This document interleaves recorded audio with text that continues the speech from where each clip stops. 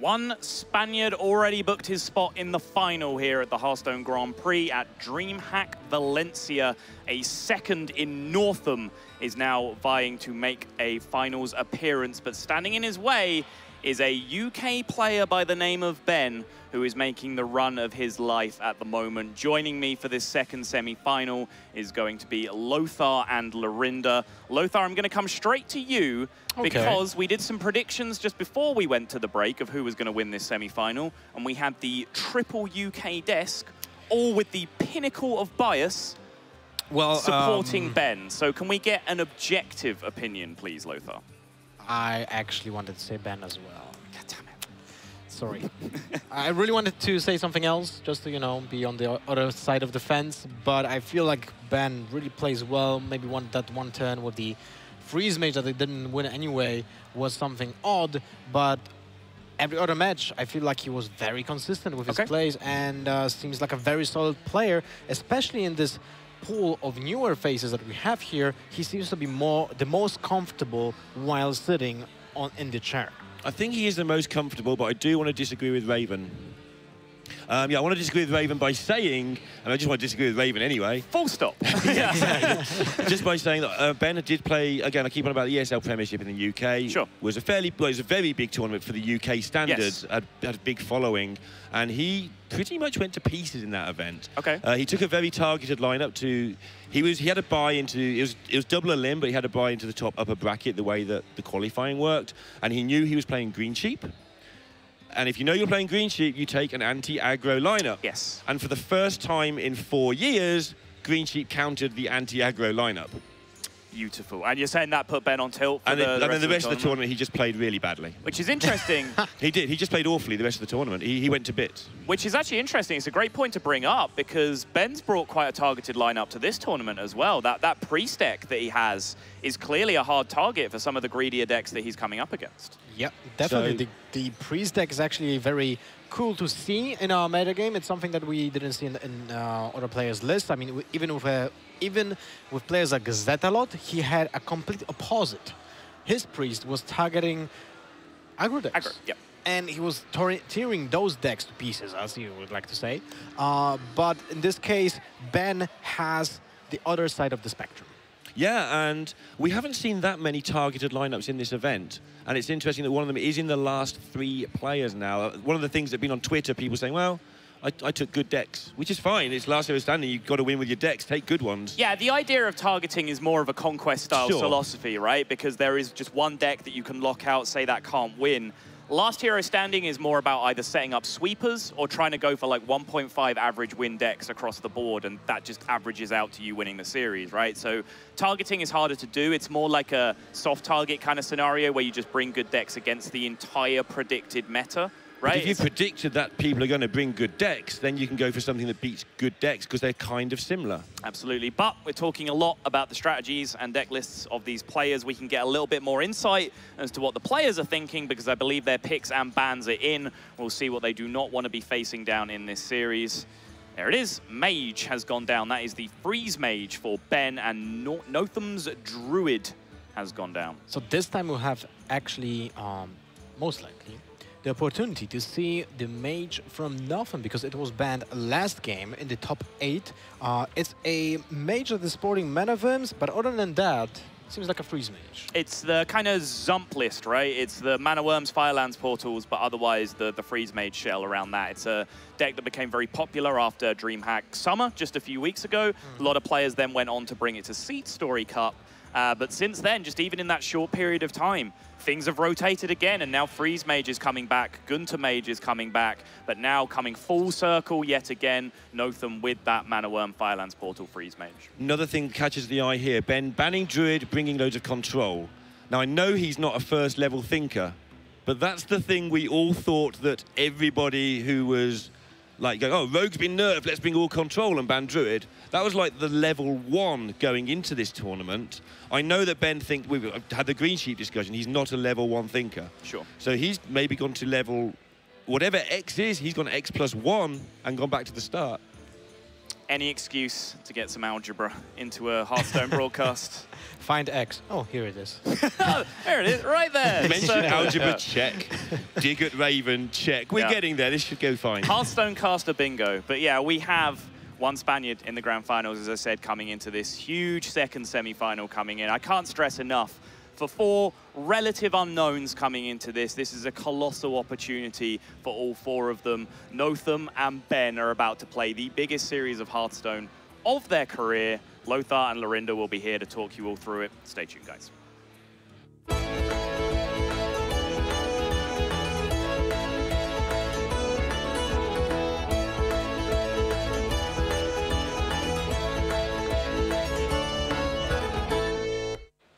Hello, back. One thing I wanted to say actually about our, let's say, circling metagame, right? Yep.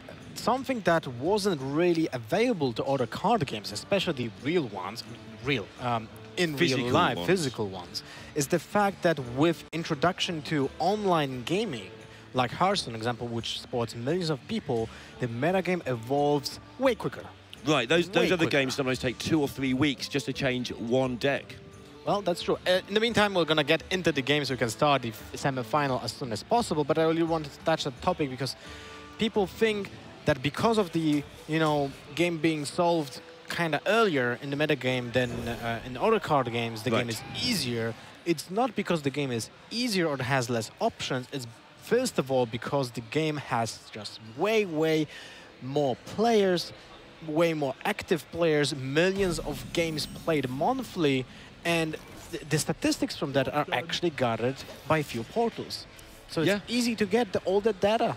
Yeah, it's so much easier to adjust your play, to learn with all the streaming that goes on in Hearthstone. Tournaments like this, there's people at home watching to learn what the best decks are, how to play against the best decks by watching, the best players mainly in Europe here.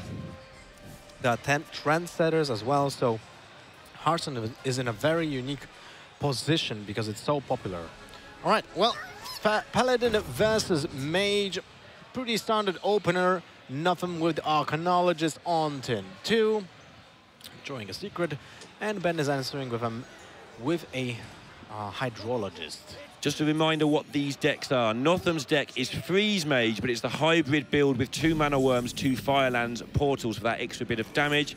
And Ben's is a N'Zoth Paladin, a pretty slow list with cards like Harrison, obviously the Cairn, which fits in nicely, but not much card draw. He only has 1 Acolyte to play, and he has no Loot Hoarder. So he's going to be relying on drawing the cards as God intended, or at least as Ben Brode intended. The same thing, right? Exactly.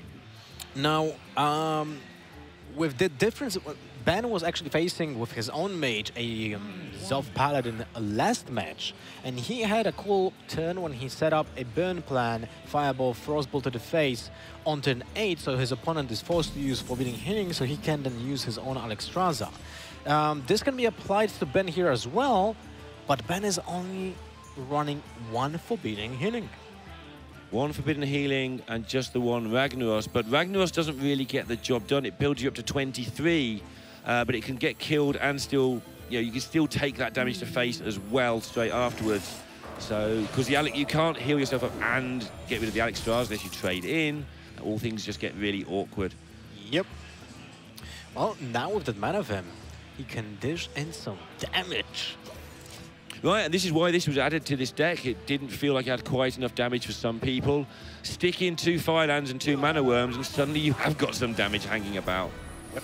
Secret is being played, so most likely Getaway Kodo when you think about the board state, because why would you play Redemption when there's a 1/1 Stonehill Defender? Nice spot, yeah. Something, of course, that Nothum will spot as well. And he's going to test for it anyway. And he's going to get the expected result. You still would rather that go back to hand, I think, than the Wicked Flame. Wicked Flame's such a nightmare against this. And you just want to start opening up the field to try and get some cards actually into the face. Wicked Flame is actually another source of healing. Yes. Which is quite annoying, because it's like Ali Armor Smith, but actually with a bigger potential. In this case, of course, this Paladin doesn't run any buffs.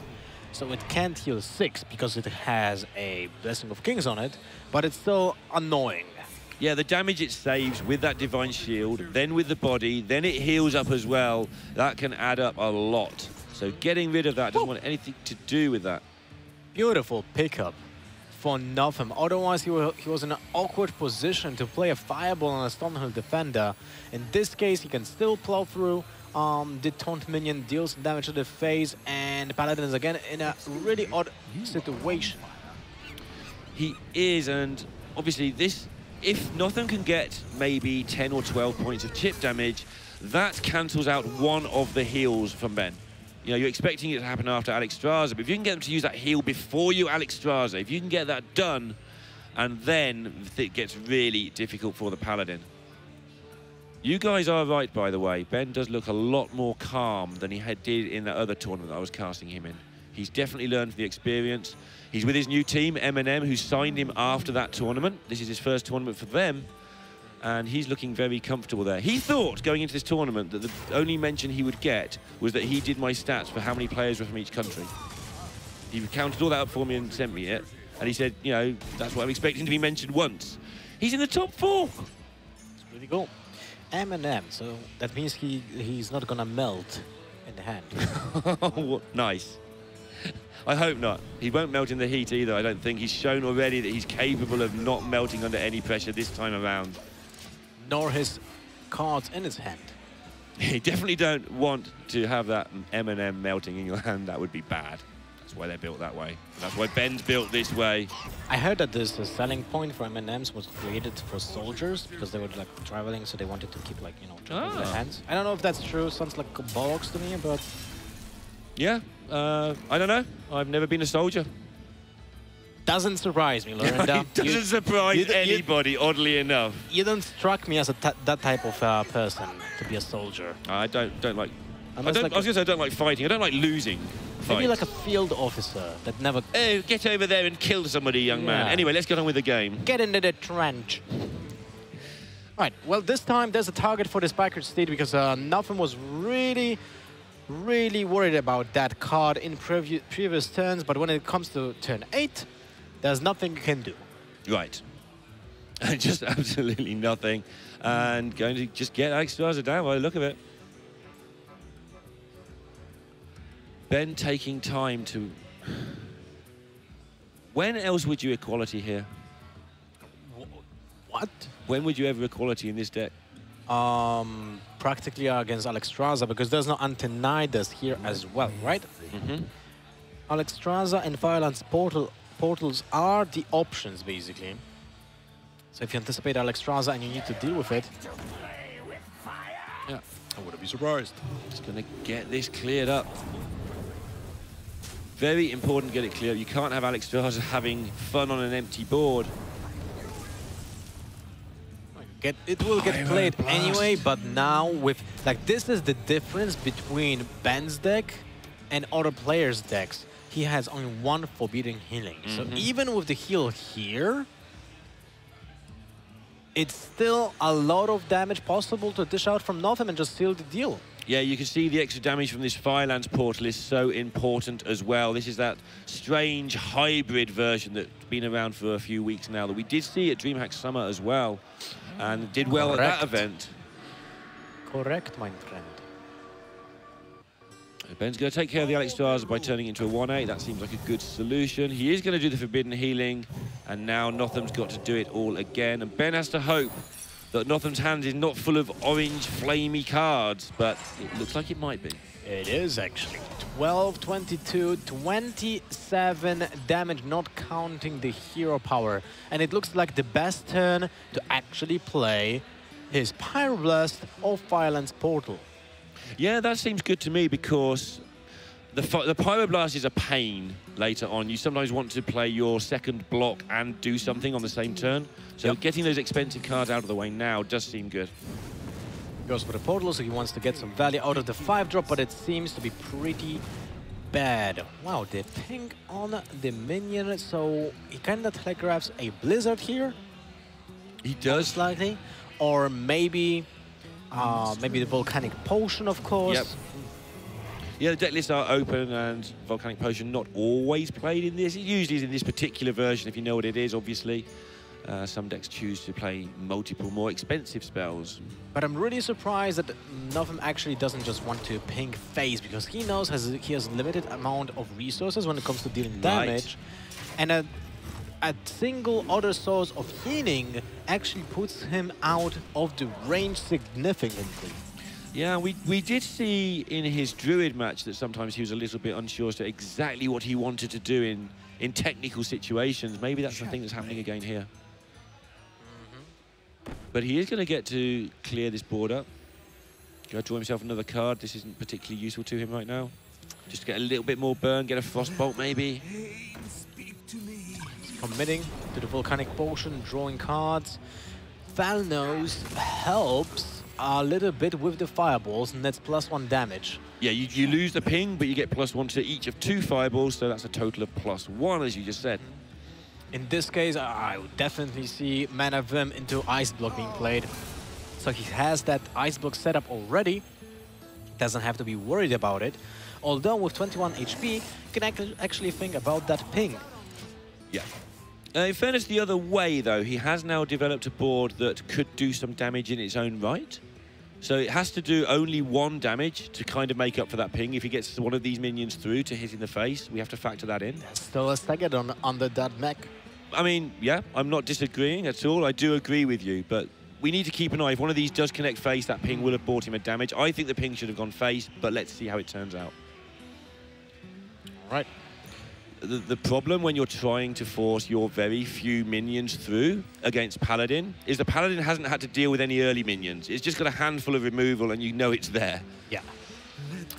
Yeah. In this case, Ben needs to go for that. The Ragnar's draw as soon as possible. That Acolyte of Pain is actually a blessing that he is able to get some card draw in the upcoming turns.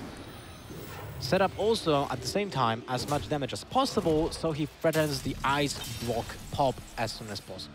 Yeah, it's okay having your opponent, well, having Nothum having all this damage in hand, but if Ben's trying to kill you, you may have to take evasive maneuvers which will use up mana, and it will take you longer to do that damage from your hand. Could be a very important glyph, I think, here, Lothar. I'm really not sure about this then. If I would not play Pyroblast, I would definitely start with the glyph, just to see what's up. What's up? It's Frost Nova. Not a fan. Not a fan of that particular glyph, but it has to be done. Not a fan because Frost Nova is amazing when you have even like 2 small chip damage minions that can go through, but with that Noyo Mega Stegadontron. Noyo Mega Stegadonton. Yeah, whatever you call him. That's what you call him. That is definitely his new name. You can't really go through at any given point of the game because you can't sacrifice your burn spells to kill that minion unless the net value of your minions going through is the same amount of damage. Right. This time he does ping the face, by the way, just to point that out. Oh my god! And how important is that ping on the minion? Was it already damaged? Has he damaged it? Because now the Ragnaros might miss face. Yeah, and now the Primordial Drake is actually pretty bad. Ha! Yeah, the Primordial Drake is kind of atrocious in some ways here. He needs to trade those minions next turn to guarantee a Ragnaros hit on the face, or guarantee, or at least maximize the options. In fairness, he's not entirely desperate for the first Ragnaros to hit face anyway. He can take, so it's only 5 instead of 8. It's still nice. 5's a lot. It's another fireball, basically. Here it comes. Well, it's going this way first. I would really like to see Nothum trading up his minions. Sure. Like, how can you go through Primordial Drake and an Anoitron with a Stegadon under him? So you don't want to see your opponent, like, the only card you play around here is the Rag, right? Right. So if there are damaged minions on the board that cannot be traded into your minions, that means the chance of him healing his own face are small, and I really like that, what he just did. Yeah, we gave him a bit of a hard time in the last round, but he's played this one nicely here. Just like you say, the one card he is terrified of is that Rag. And what's Rag going to do on this board? Yep. Right, well, Given all Ben, the minions are frozen to the ground again. Is it time that you need to place that Ragnaros and just feel like you have to get lucky? I don't know. what can you get from the Stonehill defender? Well, there are a few taunt minions that can heal you. Okay. There are, but not that many. Are there any for Paladin? Hot Spring Guardian's one that comes to mind. Wicker That's not Flame. Paladin. Wicker Flame, of course, that would be good if it can get attack, which Oh. it may have been able to. It wouldn't have as it happens, but yeah, Wicker Flame would be a good one. Another Frost Nova buys him time. But it's still, look at that. The one ping that he did is costing him It is. really a bunch of time. Now he didn't set up the lethal for next turn with the Pyroblast. Fortunately, he did pick up that Frost Nova. I did say to you at the time, we have to look out for if any of those minions ever do... Beautiful play Nice. by Ben. Beautiful play by Ben, using the equality to set up 1 HP on every single minion as maximum. Beautifully played. Yeah, kept the space open as well, and nicely done. It's going to save him for now, and probably save him the game, because now you can't get rid of this Ragnaros. I mean, what do you even do here from Nothum? Ben using one simple trick to sort out his board. 50% to hit Ragnar's again, but now Nothum is just shaking his head. Was there a way of him preventing that disaster? He could have got rid of this. I mean, there were ways to do it. He had Flame Strike in hand at one point. Was that, when was that? That was a couple of turns ago? But that doesn't really help, because he just destroys the minions that were... Sure, yeah, you can't heal them anyway, so no, there's no way of getting around it other than by trying to force Ben to use that earlier, which he did, in fairness. He put down Doomsday, he put down a board of things that weren't very good, but it was a board of things. His Firelands wasn't good, that didn't help this situation. But you were saying about this ping earlier. As it happened, Ben's great play has saved him anyway. But we said about that ping didn't go face. I said, let's count how much damage those minions do to face. They did 0, so that ping was a mistake. But Ben has played that excellently, and he is keeping very calm under this pressure. Very well played by Ben. Creative use of equality, not something that you usually see. Especially on a full board, right? You see it occasionally on the Ragnaros itself, because people ping it and you equality to save 1 card. Didn't we see that actually in this tournament already? I feel like we did. I've seen it a few times, but on a full board, I'm not sure I've ever seen it in a big tournament where they've just cleared up a whole board of injured minions. I know it's the same thing. People sitting at home saying, that's obvious. It's obvious when you're not playing for a huge sum of money under lights in front of loads of people. Really nicely done. Excuse me, you Well, are on fire. seems like GG. Yet, and it is, and Ben takes a 1-0 lead. And with the fail ping to the face as well, nothing goes Nothum's way. Ben's going 1-0. Looks very focused. I mean, I'll keep on about this because, like I say, before he has been a nervous type. He doesn't look anywhere near as nervous as usual to me.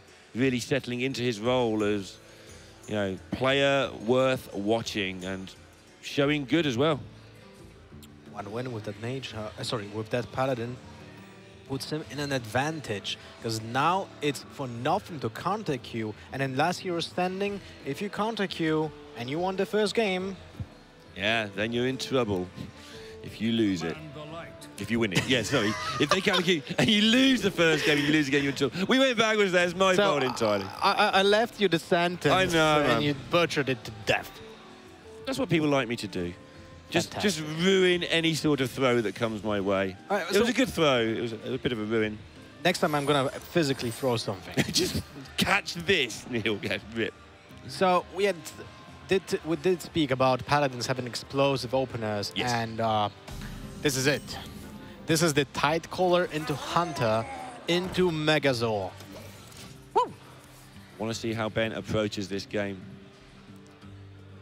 The game that put him on tilt at the tournament I've been talking about was where he didn't play a Pyromancer and a heal, Forbidden Healing for 0 to clear a board, and he lost because of it. Want to see how he plays this exact same matchup now. Right, well, The Tide Collar didn't do much. The Hunter was prevented from being played. Huge anticipation play by Ben. Yeah. Practically saving him the game, most likely. It's at least got him into the game. He wasn't even going to get a player game if he didn't do that. He was just going to get run down. If I remember correctly, there was a straw poll in Reddit like half a year ago or something. What is your favorite card design in the game? And if I'm not mistaken, Doomsayer won by a huge margin. Really? Yeah, and I love it. I mean, it's one of those creatures that is like a board objective, and at the same time is something that changes the way both players are playing the game. Yes, for sure. You have to play around it cleverly, but you have to play it cleverly. If you wait too long, things go to pieces. Yep. Still Nothum in the commanding position. 2-4 for Murlocs. Staring down at Uther. Well, that Peacekeeper doesn't really do much. Doesn't work out quite right, does it?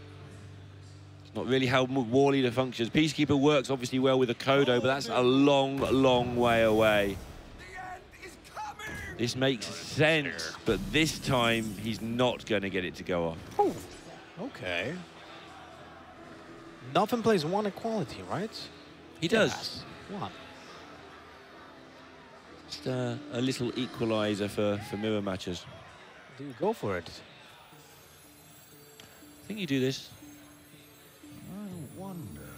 Kind of plays into your opponent's consecration, and also gives him a possible Spike Reach Steed, and that's a really bad idea. Yes, especially when basically what you achieve with that Spike Reach Steed. I think the Spike Reach Steed is way better here because you have still a Peacekeeper in your hand, and you basically what you do, you give your 2/6 Tegadon a charge keyword. Yeah. The thing that was most worrying there, if you're on a Ben supporter, is how quickly he first picked up the Kodo before he realized you need to slow down and think. It's fine, there's nothing wrong, he's now thought about it, it's okay. But the fact he almost just insta-slammed it on the board, he caught himself, that's the good news. And now the Megazord is just a simple beast. When you think about it, it's still a 4-mana 5/4, it's perfectly fine. Yeah, he's gentle and simple. That's exactly what he does. But he's 5'4". It's perfect stats for a 4-drop. He's really good. Gentle, but 5 attack. Yeah, he that doesn't want you really to steal work his out, broccoli, right? does he? Just leave his dinner alone. Ben's making a good job of stodging this up. And obviously we know already that Nothum is Nothum is the player who has basically removed everything expensive from his decks, right? Apart from Ragnar's and Tyrion. Sure, but no like Deathwing stuff. Is that the previous game? I don't know. Lots of Spanish players doing very well. What was that? Is that Tyrion? Yeah, of course. I've only heard it thousands of times. I should know it by now. That was the trumpet. Oh, that's a trumpet. So Tyrion. I could have used my other end. Let me think. No, no, that's not the sort of trumpet we want in this card. For sure. Well, now Nothum can answer with his Kodo to that Tyrion. Seems like a decent option. It really does. Just got to make sure that the Ashbringer isn't going to savage you. Just a thing you've got to think about, but it's going to do it at some point. If you like the 4/6 taunt, you might as well do it now. Sorry. The Paladin matchup, it's a stalemate for some. Like at some point in the game, if no one took the control in the first rounds with, first turns with Murlocs, usually the game clogs around turn 7-8 when both players are like, I don't see myself attacking here because it makes no sense. So I'm just gonna pass my turn, build up some board presence behind a taunt, and hope my Megazord powers through. But from this side, from the other side, if that clogs up, then N'Zoth can be weighted for to get you a couple of Tyrions in one turn. Your Stonehill defenders become massively important because you might get another Death Rattle. Yep. And it slowly but surely favours the heavier deck because when you get to 10 mana, of course, he can play his stuff and your stuff costs 3, but you only have 1 card in hand, so you're getting less of a deal. That is correct. Fortunately for Nothum, he did hit a early curator. Yes. And that card is nuts in those control mirror matches. Sorry, not control, but paladin mirror matches, where you're not having any card draw mechanics apart from the creator. And hydrologist bouncing back, you mean? Sure. But that's like not really that certain, first of all. And second of all, you need to play around certain answers and board positions. So you touched on that a minute ago. If you're in Nothum's position here, how do you feel? Like, you just wait for a huge Megastore turn, or do you have to go for it sooner rather than later? Can you wait longer? When you have 4 Murlocs on the board, I feel like you go for it right now. There's the Poisonous, the Tempo Swing, the Killer of Dragons. That's what happened to that guy. Raven was on about yesterday. He wants to see one of these little guys start killing dragons. Now he's seen it. Dragon Slayer. It's like those Warhammer dwarves, right? The Troll Slayer, then Dragon Slayer, Demon Slayers. I remember when playing Warhammer Fantasy RPG, not the battle. I always wanted to play, but it had this dissonance because you want to play that character because they're super powerful, but at the same time you have to be this suicidal type because because that's the job of them, right? You need to kill a troll. If you survive that fight because you're exiled from your tribe, then you need to hound a bigger minion. Yeah, that's going to go wrong in the end at some point. You're going to have a very short campaign. So it's a very dramatic persona, basically. I can imagine you wanting to play somebody dramatic, though. You do strike me as the dramatic type. I hate roleplaying. But you love drama. Who doesn't, especially on Twitter, with UK players. UK players, indeed. Right, so Nazoth played just for 1 Tyrion. Do you think that's good, or is that too soon, do you reckon? The deck doesn't really play much more. Oh, he's got the Stone Hills, you could be greedy. Yeah, but then also has Gateway Cordos, and you're like, well, you have options, but those options are not certain. So if you have like a moment to grab the board state and say, now I'm in charge, and he goes out of the deck and says, attack 1, sure. Yeah, then you take it. And I feel like that was a good decision by Ben, although it was met with his demise and with the equality, so that doesn't really look great now. But there is only 1 equality. The downside, the main downside, other than the thing I was talking about with the Stonehill defenders and obviously the Cairn, is the Ashbringer only got 1 use by doing it that way. I mean, he didn't know he was going to lose his board, but if he did lose his board, it was going to hurt his Ashbringer. He still has 2 more charges right now, yeah. So it's not that That's bad. okay.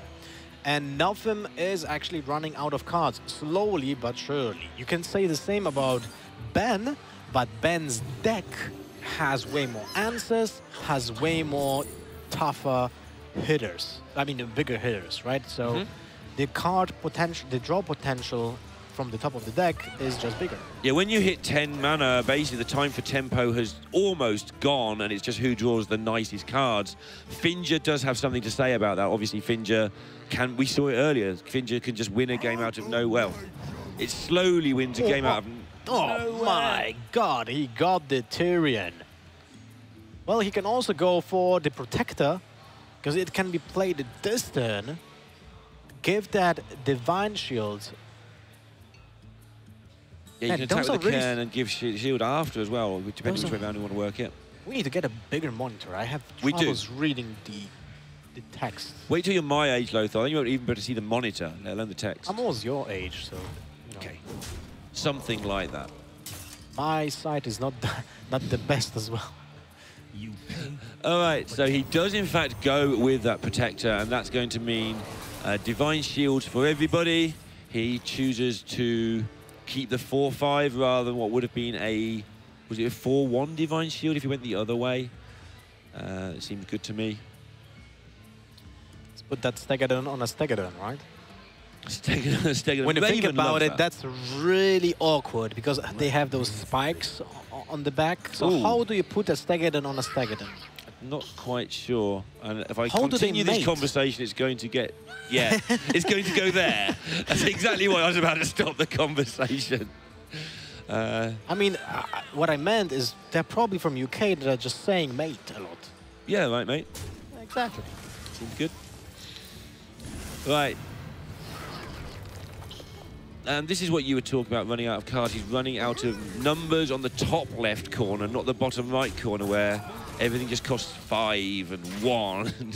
Whereas Ben's cards are costing 8 and 0. Just in time to make that sound awful. But again, that Forbidden Healing represents 20 later on, which is more time if Ben does get behind for him to fight back. In this matchup, I actually feel like Forbidden Healing isn't meant to be played on the hero. It's more meant to be played on a minion. Yes. Ideally on a Tyrion, on Zoth because it has 7 HP, on something that has its Spike Crit Steed on it, or, you know, even the Ragnar's itself, because then it guarantees a hit on something particular, right? That's a good point, no? It's very similar to the equality play earlier, except doing it a different way. And now, the one we saw earlier where the Finja helped the Paladin come from behind, the Paladin was always slightly ahead on board at least. But this time, Nothum's playing from behind and trying to get a Finja to turn it around, and that's much harder against all the heavy-hitting stuff that Ben keeps playing down. And, I mean, you might as well do it sooner than later. The longer you wait, the more big stuff Ben's going to put down, although quite a lot of it has been played now. Yeah. That is true. The last push for Nothum is actually the Finja, and it doesn't really look promising, right? Like, I wonder if this game comes down to who draws Tarim first with a big board.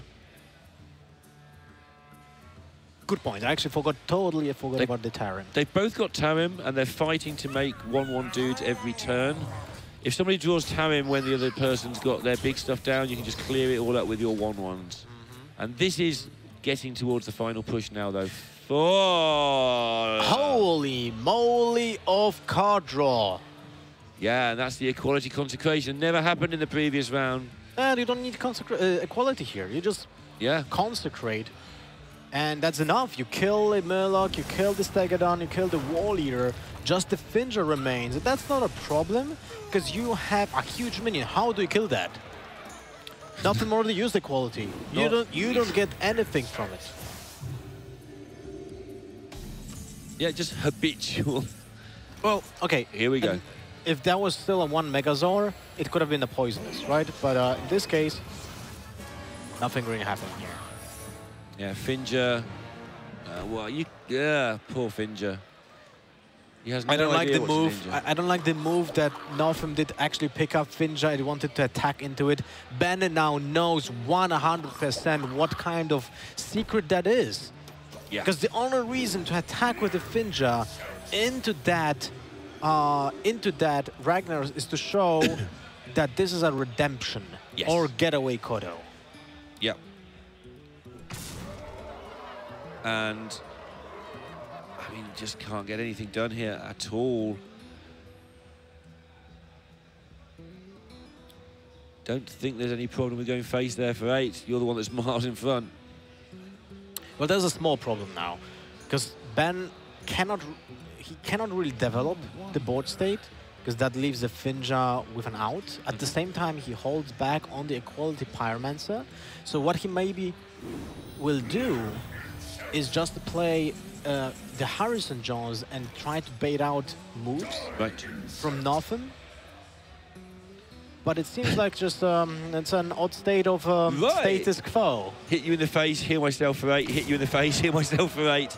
Nobody can really do anything about it for now. Yeah, it's like, okay, I guess we can do that every single turn till the fatigue.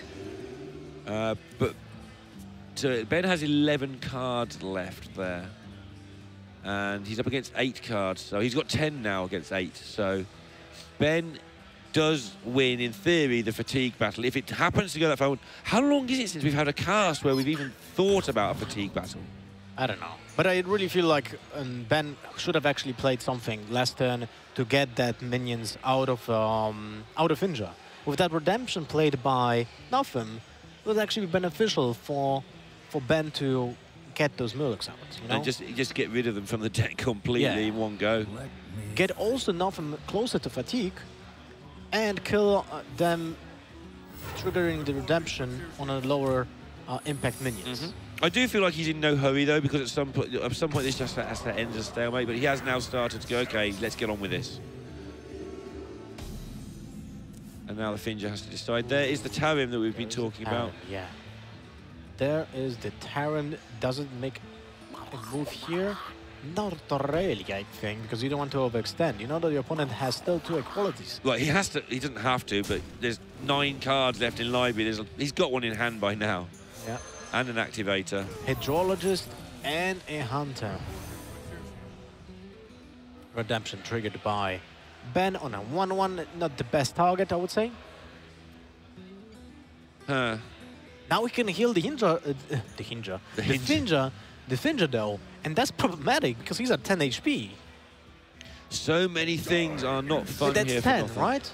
Not blind. That is 10. I need the binoculars here. Okay, so Tarim's going to defend against that for now, but all this lot are going to get wiped out with the equality combo at least. There may even be other more efficient ways. And Ben just wins this in fatigue. He doesn't need to pressure. Yeah, he doesn't need to. The forbidden healing, you were saying it's only 1. It's 1 more than Nothum's got. True. And what are the cards left for Nothum? He didn't play his Tyrion yet, right? Okay. And he played both Spike Steeds, he played the Finja, played the Kodo, played the Curator, if I'm not mistaken. I'm trying to work out if he's played Curator, because I can't remember him playing Drake, but he probably did. Yeah, the Drake is a good point. Has he done both Megasaurs? Yeah, he played both Megasaurs because one Megasaur was actually played as a plain 5/4 minion. Yeah. And the second one was played for the Poisonous. So no, Curator is still in the deck. All right, board clear. Feels the time is right. He's got a heck of a lot of health going on. He's also saved this Harrison, so we definitely haven't seen Tyrion because the Harrison's been in hand forever. Yeah. Waiting for the Tyrion. He won't even kill this True Silver with it. He doesn't need to unless he feels the need to get more cards. Nothum needs to put things on the board, not surprised really. And 4 cards. And that Finja needs to attack face. There's no difference in just keeping it under the umbrella. I'm right? going to draw the rest of my deck and put it on the table so you can blow it up and I'll fatigue to death. Yeah, you've got to attack. Okay. I guess he really wants to get those 2 Murlocs out of the decks. I don't think he actually has even 2 Murlocs in this deck. There's a Curator, there's a Primordial Drake, and a Tyrion, right? And the last card would be... Yeah, a weapon. I don't know, he's just drawn the weapon. I really don't know. Maybe a second Aldor? I honestly can't remember. I've got to admit. I know roughly what's going on, the big cards that are left, but I have no idea about the little stuff. Don't mind admitting. Maybe he did play the Primordial Drake. And so many Paladins this time. Something that happened when that Finja drew more Murlocs out the deck a minute ago, it means that when Ben wants to Harrison away the Ashbringer, it's not going to be like suicidal. Yeah. He's still going to be able to draw those cards, which is now a downside, and not be like suddenly miles behind in fatigue. Because Finja has thinned that deck out so much from Nothum's side. I would really like to suggest see the Defender here, to see the drop. Maybe you're pushed to use the equality after the Defender, but that's fine.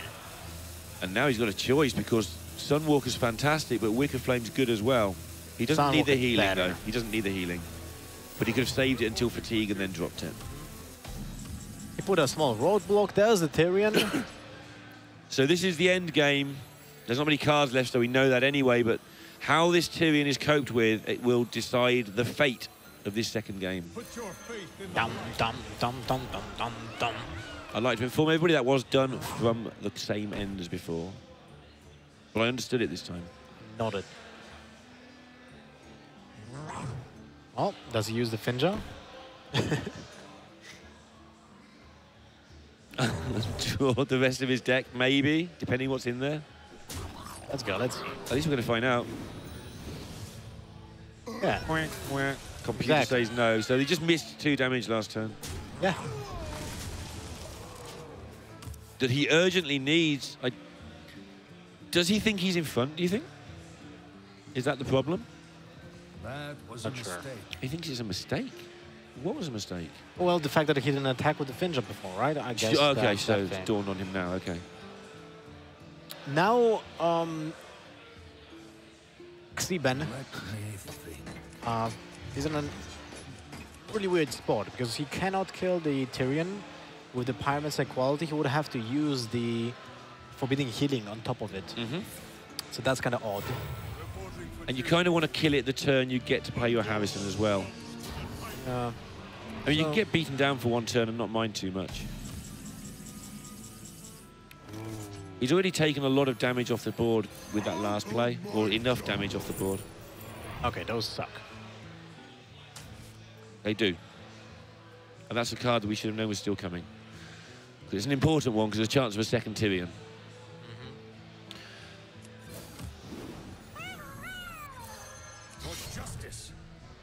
More damage. It's only one more, but it's going to be really relevant. No, no, don't use the Divine Shield, broski. Don't use the Divine Shield. No! What this does is actually he destroyed his own Trucifer champion. Yep, he did. And just allowed his opponent to do whatever he wants. Yeah, he's given Ben the turn that he's been looking for so long. Ben's been very patient with all of this. He's able to clear the board and destroy the Ashbringer in one turn because of how Finger's been operating, and drawing cards with Finger was necessary to try and get back into the game. Now the Harrison's not even going to put Ben behind in fatigue, and Nothum has just been eliminated from threat. He has no way back into this. He has one card left, and that one card is Curator. No, second on the Defender.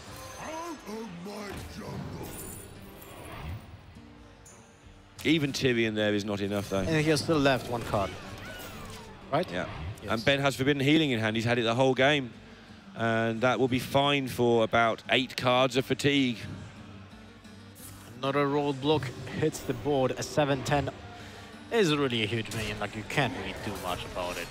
Yeah, Tyrion will get rid of half of it, but the second half will just be the end. Just a reminder, this is only going to be 2-0. A couple of long ones here, but this, as you were saying, was the counter match. And as I was messing up, you don't want to lose the counter match. That is a bad position to be in. True. Words have never been spoken more. 2-0 for Ben. He is on a roll with the Paladin. Deal with it, Nothum, because you need to step up right now. What is the last deck for Nothum?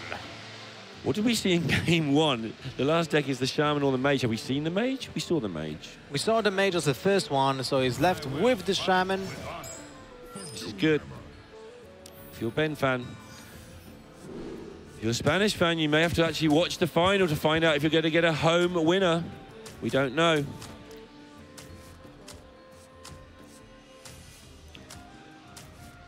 Okay.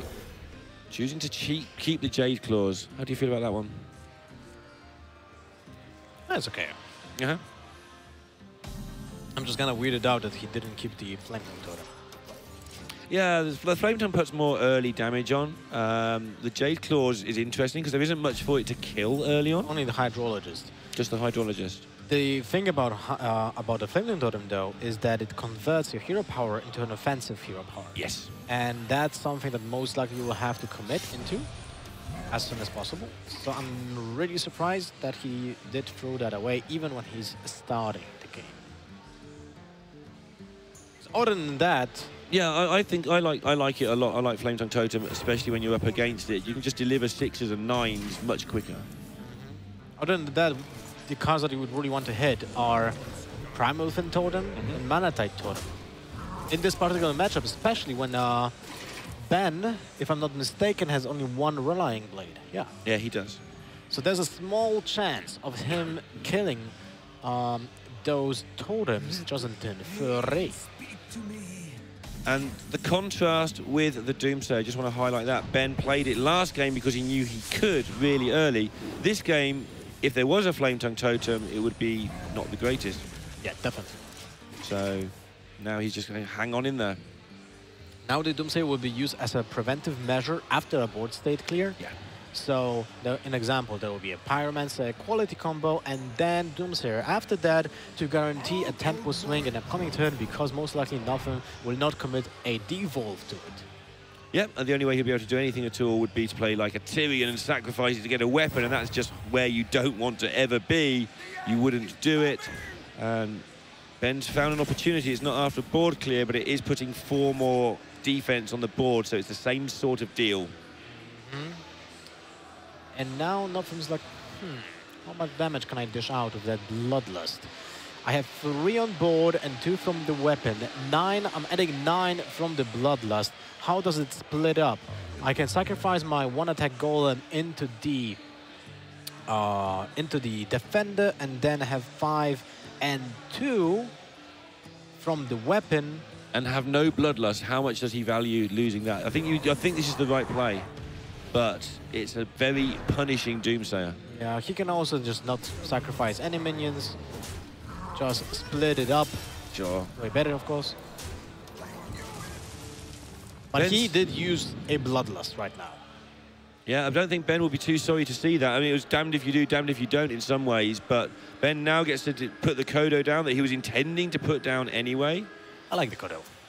I like the Kodo because it's really tough to remove that minion from the board. That means that you are allowed to play Spikered Steed on turn 6. If you go for the Relying Blade, of course, you kill the minion this turn as well, and another minion with the tempo swing next turn.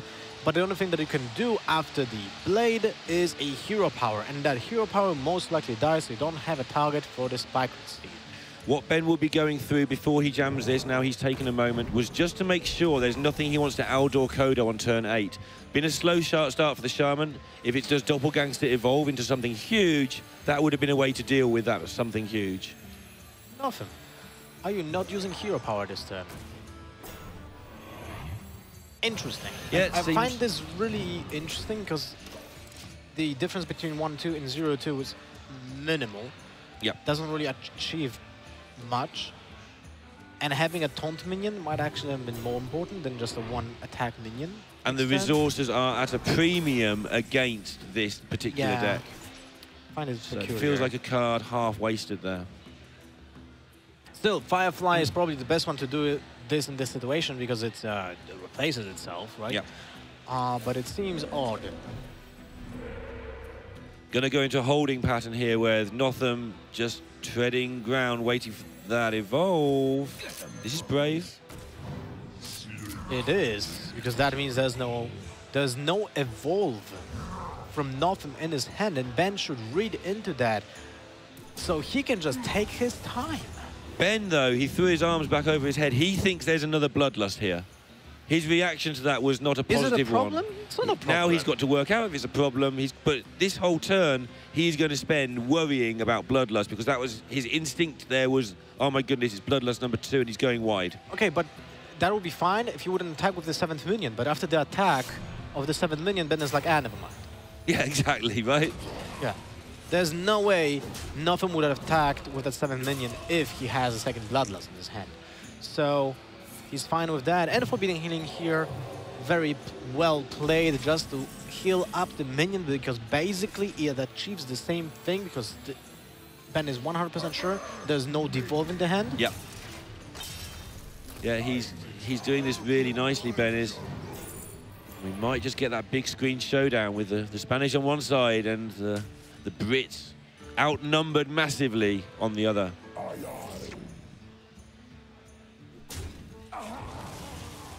This is not looking good for Nothum. Without the devolve, neither of them actually. He has no ways of dealing with the Spikered Steed or making an army of really decent minions out of his own doppelgangsters. Yeah, Ben will want to deal with this lot quickly. There's too many things can go wrong if it all hangs around on board for long. This Kodo might not be able to hold on forever if the ghosts under the bed Ben is imagining are there, but he is playing this very carefully. He's not panicking at all. And yeah, he's just going to say, okay, if you've got those things, get through this lot. It's a heck of a lot of health there before he even gets hit in the face, and all of the time we're ticking up that mana count, which means Ben can just do more and more controlling stuff with these high value cards.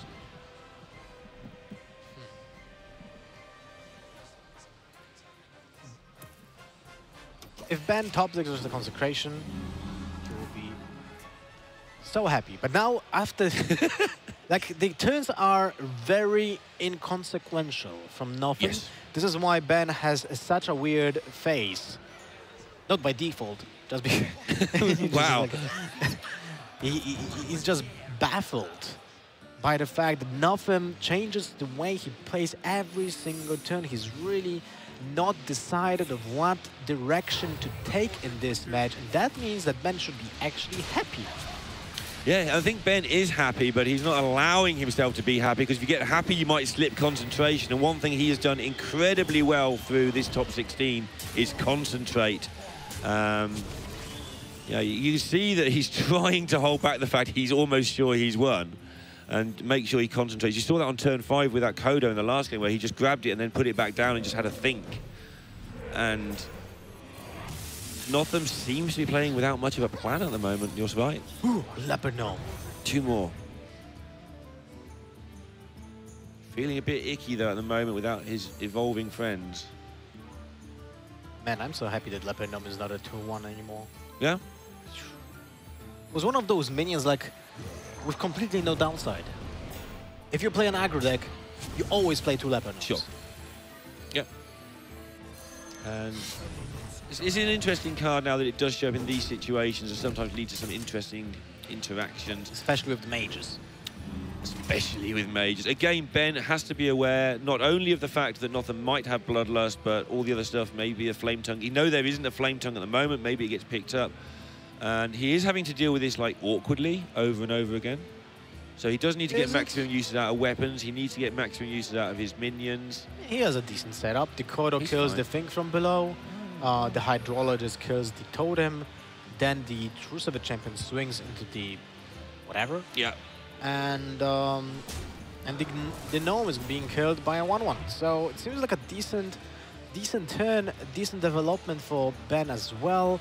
What he can do also is just slam the Ragnaros this turn if he really wants to. Yeah. Even the devolve on the Ragnaros doesn't really do much.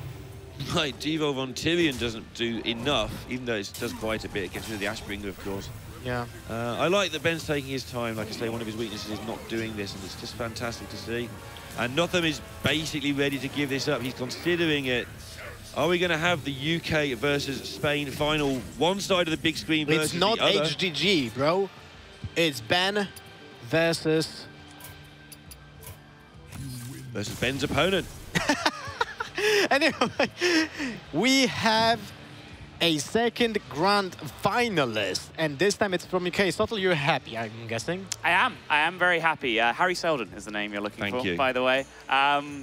Yeah, UK making grand finals, of course. I'm happy as a player very heavily invested in the UK scene, and particularly for Ben, because back when I used to actually have time to do things like stream Hearthstone, he was a guy that really did just show up in my Twitch chat, and I really feel like I've known him since the beginning at this point. I think there was some moments during that series where Ben's play were perhaps suboptimal, but I don't think there has ever been too many guys that made a big run through deep into a huge tournament like this when they've come out of nowhere to the grander scale like Ben has, where they've managed to keep things together and play perfectly for the whole thing, right? Like, I couldn't hear what you guys are talking about. Like, what did you guys think of Ben's play during that series? I think it was solid. There were some missteps, of course, but I feel like he was outplaying Nothum pretty badly when I would agree with that, yeah. Most situations. I think it's a deserving win, actually. And as you said, still factors that viewers need to take into account. Ben is still not that experienced on stage. That might play a factor on his quality of the level that he's representing here. But at the same time, I feel like he's on very good road to take the final, because he is. I'm sure, judging by his reactions, he knows what he should have been doing to play better. Yeah, I think he's a different character to the Ben I've seen play on stage before, who's a very nervous character before. Even in the round of 16 here, he was a little bit shaky, the bits I saw out there. And then today, he's just been reformed. It's like something's clicked inside, and he feels like, yeah, I do belong here. And Lorinda, I've mentioned before, I think on day 2 when we were talking about Ben, that for a while, it was clear he wanted to be involved in the Hearthstone scene in some way, shape, or form, but he didn't quite know whether that was content creation, whether it was streaming, whether it was casting, whether it was being a competitive player. Lorinda, you're someone who's kind of been through that same process yourself, as like trying to find what your niche is in this game. Like, do you think Ben's in the right spot? Do you think he's got the competitive player in him? He's in a DreamHack final. That's a good spot. The biggest DreamHack final in terms of competitors, 288. There's 2 of them left. I think he's in the right spot, and I also think he's in the right spot because he's eased off very slightly. He's stopped worrying about what should I do, where's my niche. He just goes to an event if he wants to go to an event. Well, as you mentioned, the largest DreamHack Swiss of all time, and the Swiss produced a top 16 bracket when it was all said and done that I believe we can take a look at now just to see how we got to the point of this grand finals between Spain's Harry Seldon and the UK's XI3EN to give him his full anointed title. Guys, that round of 16 was a real bloodbath. The bodies hit the floor for the pro players who made it through the Swiss bracket. What did you make of that opening round? The quote of the bodies, this will be a Twitch chat meme right now. Anyway, I'm kind of surprised though that Torque didn't make it from the first pair. Maybe because I actually like the guy and I just wanted to see him and the French crowd, very passionate people as well, to cheer for the next top 8. But at the same time, it's Harry Seldon who knocked him out, and now he's in the final. So a really decent storyline. He managed to beat Torque and Fluffy and Meliador on the way there. Yeah, I think we're quick to point out when all the better players win. On this occasion, the bigger names at least were the ones who are getting knocked out in this top 8, top 16, because there was a pretty stacked lineup there going into the top 16. If you reverse all those results, you have one of the best top 8s ever.